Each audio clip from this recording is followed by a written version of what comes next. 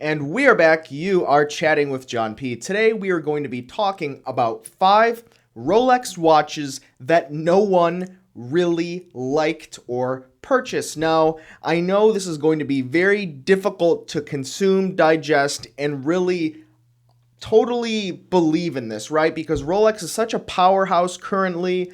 All of their models, everyone wants them. Everything is flying off the shelves with a couple of, exclusions from that. It's hard to believe, but yes, throughout history in the past, there are some watches here at different points in time that no one really bought. Now, before we get into this, first I'd like to thank you for coming back, of course. I really do appreciate it, and leaving in the comments below things you'd like to see in the future. At delraywatch.com, my website where we buy, sell, and trade pre-owned watches, we have so many really cool watches that we just got in. Some Hotlons, some IkePod. If you're not familiar, IkePod is basically the original brand by Mark Newson, the guy that designed the Apple Watch. So you see a lot of same styling cues and elements that are on current gen Apple Watches, but this brand came out, I believe, in the late 90s. So really cool to check those out as well, at the very least, just to check out the style. And of course, Instagram, I'm on there, The Real John P, where you can see a little bit about me. So Rolex watches, I got a list here. I want to start going through these things because it's really hard to believe, but I got this information from not only just my experience as a watch collector, albeit a younger watch collector, but also through a couple of authorized Rolex dealers that have been selling Rolex watches, distributing them for quite a long time, all the way into the periods of where these watches were actually on the shelf. So I can say with great certainty that these are basically first-hand accounts from the dealers themselves. So the first model, now this one's not a surprise, is the Cellini. Now currently in the Cellini lineup, we have some interesting watches, including the Cellini Moonphase, which is a lot like the vintage Rolex 6062, which is a name your price kind of watch. They go for ridiculous amounts at auction. Of course, this model is a little bit different, but when we look through history and Cellinis, they really hit the scene in like the 60s up until the 70s. And the whole idea behind the Rolex Cellini was to make a watch but not only a watch for a special occasion, but a different occasion. Let me explain what I mean by that. Rolex came up with this idea, and there's a few different sources online of actual, interviews that were done with some of the decision makers at Rolex when these were coming out. And Rolex wanted to change the idea of only needing one watch to needing more than one watch. And how would you do that? Well, to kind of differentiate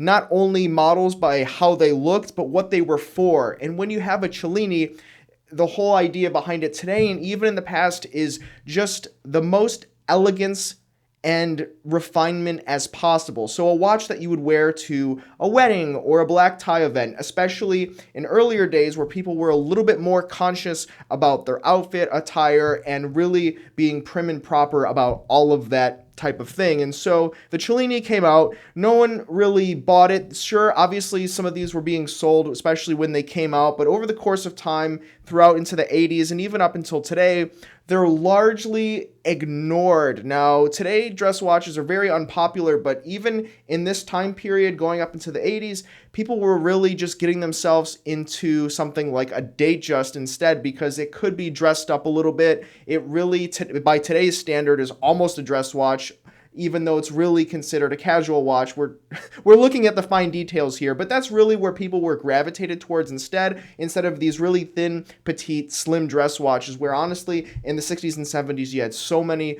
really cool options from this kind of segment of watch. So something interesting to consider, but obviously this one's not going to blow your mind. But the next one we have is the Rolex Explorer 2. Now, for many of you, this is going to be incredibly shocking. Now, a lot of times I'm being seen wearing my Rolex Explorer 2, my 16550, which is a traditional or transitional rather reference. Today on my wrist I've got my H. Moser Mayu in white gold. I should have wore the Rolex for this video, but hey, you live and you learn. But this model, when it came out, the 16550 up into the 16570, which currently, by the way, is really hot. Everyone wants this thing, especially the polar or the white dial. But when this came out, people really just didn't want it, right? It had, the second time zone function, but people were really just drawn to the GMT Master because it looked a little bit more like a Submariner with the way that the bezel turned and the color schemes. And this was a little bit lower priced. It was entry level. The bezel didn't turn. There was some confusion for, the original intent of this watch. It just wasn't really clearly defined at first who this watch was for. Sure, Rolex was saying, oh, this watch is for explorers. Okay, well, I mean, what could this watch really perform that other things in not only their brand lineup but other brand lineups, like what could it do that those couldn't? Nothing. And it just wasn't really attractive. In the 16550, the case was fatter, the bezel was fatter. They refined it to the 570 and they kind of upgraded it over time and it became a little bit more popular, but overall, by and large, a very unpopular watch compared to some of their others. Even going into about 10 years ago, maybe 7 years ago actually, a polar dial Explorer 16570. I bought one from a dealer for something like $3,500 US pre-owned. Today, depending on the condition, box, and papers, these things can go up until almost $7,000. Of course, depending on condition, box, and papers. And I mean, this is not a huge span of time we're talking about here. So the demand is really through the roof now, and it's really, in my opinion, very mind-blowing to see that these watches were very underappreciated at a certain point in time. Now this one is very interesting because Rolex played with this next model, or really family of models, a whole lot during a course of the history of Rolex. This one is the Heir King. Now the Heir King really came out, I believe, just after World War II. So this came out in the 1940s. Rolex had an Heir King. They had an Heir Giant and an Heir Tiger, I believe. They're pretty uncommon, but if you Google around, you can look. They're basically all the same thing as the Heir King. Tudor kind of shared a lot of similarities with this, so you're going to see some Tudor Heir Tigers as well. This is a point in time where Rolex and Tudor models, for their lesser models, there's a little bit of gray area and wiggle room you'll see throughout kind of the lineup in the 40s and even into the 50s. So it's something interesting, but ultimately kind of that product lineup really started to kind of consolidate around this Heir King, which became a model up until today. The thing with the Heir King is that it was 34 millimeters. So while in the the 1940s and 50s,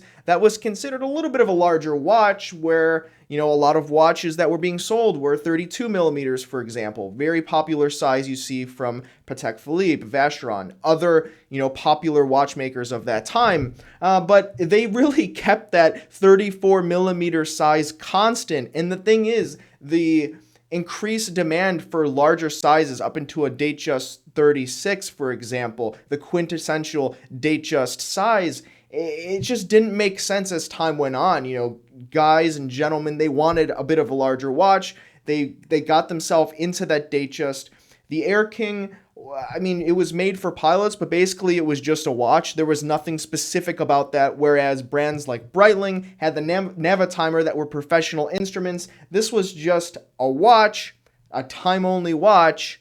And so, once again, much like the Explorer, it just didn't really make a whole lot of sense, and there wasn't anything in this watch that other watches didn't provide. And so, once again, many people were drawn to things like the Datejust, or if they truly wanted something like a sports watch, they would get themselves into something like a chronograph, a cosmograph, a Daytona, or they'd get themselves into something like a Submariner, which Rolex was, of course, offering. And so when we talk about watches like the Submariner, we can talk about other sports watches, or I want to say pseudo sports watches, because this watch was really made for scientists, and for a long period of time, absolutely no one bought these. Of course, you guessed it, this is the Rolex Mille Gauss. Now, the Mille Gauss, I did another video about this, I believe. If not, I haven't released it yet, but I think it's in my my catalog of videos, so check that out. The Mille Gauss basically stands for 1000 Gauss. And what this means is that in the science world, this watch is created specially to withstand electromagnetic fields. It has a cage inside. Other watches like the IWC Ingenieur also kind of went this way, and they made similar type watches. So this watch was really made for scientists, and I think I said in my other video, it just doesn't really make sense, how many scientists are trying to buy luxury watches. But if you think about it, watches were not always luxury, they really were utility. But even so, there's only so many scientists in the world, so what was Rolex thinking? I don't know, but I actually think it's kind of romantic in the sense that they were creating a watch for a group of people that, really lead big changes in the world. And I think that's very interesting, especially considering the marketing Rolex has been guilty of, things like their Rolex Day-Date, where every piece of marketing they've had throughout previous times in history was revolving around presidents and people that really lead and change the world. And when you have something like this, they made it for scientists who really drive innovation to change the world. So I find that interesting. But when we talk about the Mille Gauss, the first Mille Gauss looked a lot like a Submariner. We'll skip ahead a little bit just to prove this specific point. There was a Mille Gauss 1019, and this watch looked a lot like something you would see in a current catalog.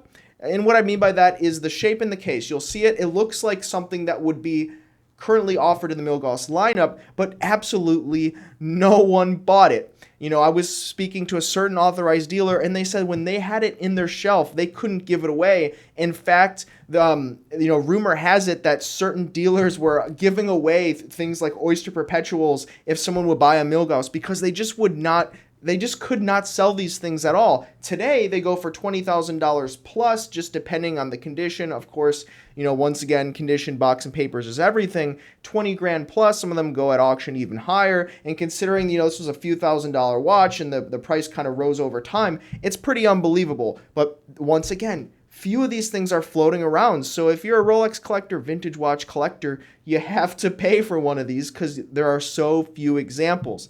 But now that I think about it, I think more people are starting to cash in on these things that have been sitting around, because there are a ton of them on Chrono 24, whereas 2 years ago, I can vividly remember there was only 4 or 5. But that's just the Rolex market today, I will admit.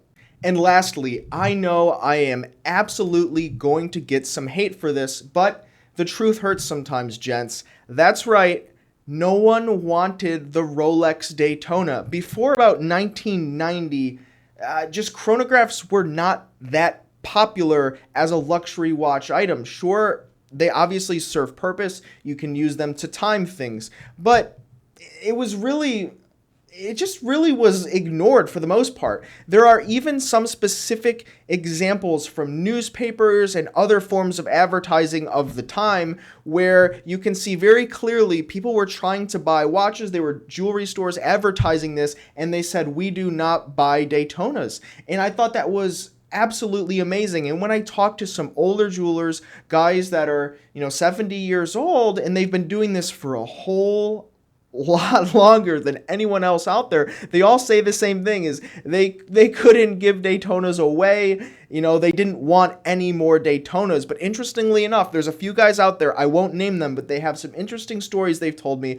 of where when Daytona started rising in price, they were some of the few out there that would actually drive through the country and start buying these Daytonas from pawn shops and jewelry stores that really didn't want them because they wanted Day-Dates and they wanted Datejust, they wanted Submariners. And so they were buying these things up, and apparently they did very well. And I'm talking like in the 90s, they really did very well with these Daytonas. So it's something interesting to consider. And I really do think that when Rolex started kind of updating their product lineup, developing their own chronograph movement, moving away from the Zenith movement, and really differentiating their product, mixing in some precious metals, and of course making dials that are a little bit more modern, it appealed to the masses.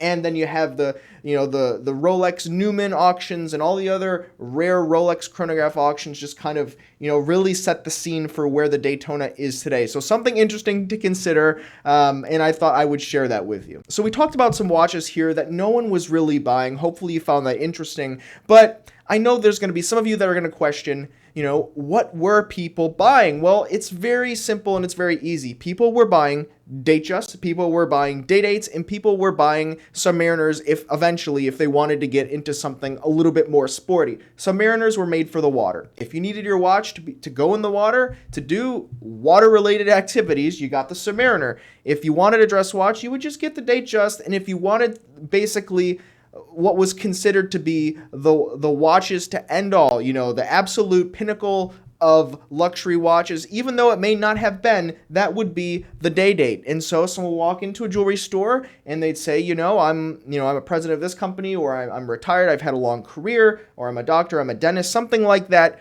Traditionally, they would buy the Day-Date. And another thing to consider is when you look out in public and you look at guys that are retired or just older guys out there, look on their wrist. You see a lot of these watches, right? And a lot of the story goes, they've had them for a long time. Oh, where did you get that Datejust? Where did you get that Day-Date? Oh, I got it when I retired. Oh, I got it at this pinnacle in my career.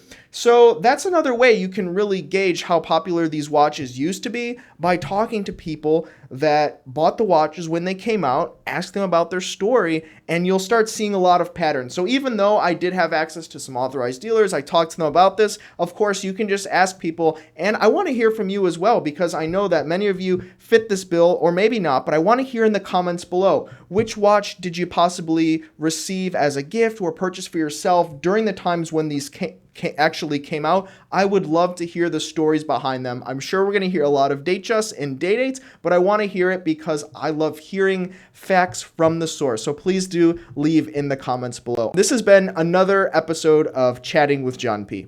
Ciao.